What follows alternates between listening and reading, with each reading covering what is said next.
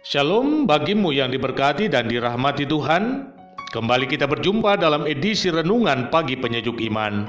Tema pagi ini, derita membawa nikmat. Untuk pelayanan firman, mari kita berdoa. Ya Tuhan, kami sangat rindu dan aus kepada firman-Mu.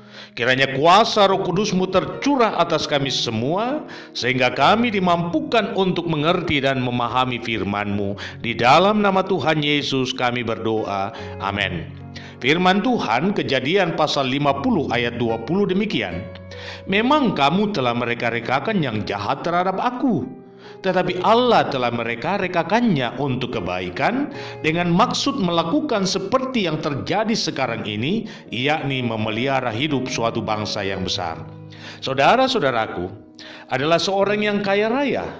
Ia membutuhkan 2 orang anak muda untuk dipekerjakan. Ia memilih 2 orang dari sekian banyak anak-anak muda. Yang seorang berbadan tinggi dan tegap dengan tubuh yang atletis, kemudian dipekerjakan untuk mengurus kawanan kuda yang masih liar. Sedangkan yang seorang berbadan kurus, kecil, lalu dipekerjakan untuk mengurus kawanan kambing. Tetapi pemuda yang berbadan tegap itu mulai jenuh dan ia cemburu dengan pemuda yang berbadan kurus. Pikirnya, upah sama, beban kerja berbeda. Ini tidak adil. Ia pun memaksa si kurus untuk bertukar pekerjaan.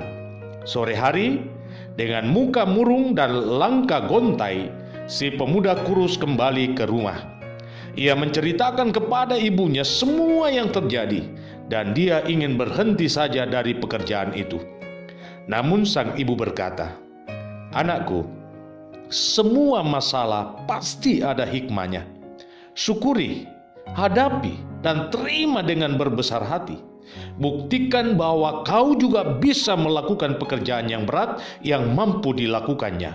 Semua kesulitan yang akan kamu hadapi, jika kamu mampu belajar dan bekerja keras, pasti akan membuatmu kuat dan bermanfaat untuk masa depanmu. Ingat hal ini, di balik setiap kesulitan, di sana ada berlian yang tersimpan untukmu. Percayalah." Sejak saat itu, dengan susah payah setiap hari, si kurus bergelut dengan pekerjaan mengurus kuda-kuda yang bertubuh tegap, besar, dan masih liar. Dia harus jatuh bangun mengejar kuda-kuda itu, tetapi ia tetap sabar. Tanpa ia sadari, keahlian dan kemampuannya menguasai serta mengendalikan kuda-kuda liar itu semakin membaik, dan juga tubuhnya yang kurus semakin berkembang menjadi tinggi, tegap, dan perkasa. Suatu hari, terjadilah perang antar negara.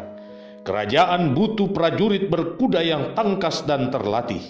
Si pemuda ini pun terpilih dan diangkat sebagai pemimpin pasukan berkuda karena kepiawaiannya mengendalikan kuda perang. Ketika pasukannya maju ke kancah peperangan, ia berhasil memenangkan peperangan. Perang demi perang ia menangkan, dan dengan kemenangan yang dia raih membuat namanya semakin terkenal. Ia kemudian diangkat menjadi panglima perang dan pada akhirnya menjadi pemimpin besar, yakni sebagai Kaisar Mongolia. Dia adalah Genghis Khan. Saudaraku, dalam menjalani kehidupan, tidak selamanya enak dan nyaman. Banyak situasi di mana kita berhadapan dengan kesulitan yang membuat kita dirugikan, kita menderita, dan terkadang kita tidak berdaya lagi.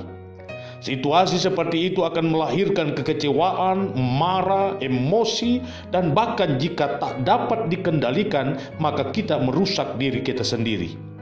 Kisah ini mau menyadarkan kita bahwa sebuah kemenangan tak dapat diraih dengan mudah.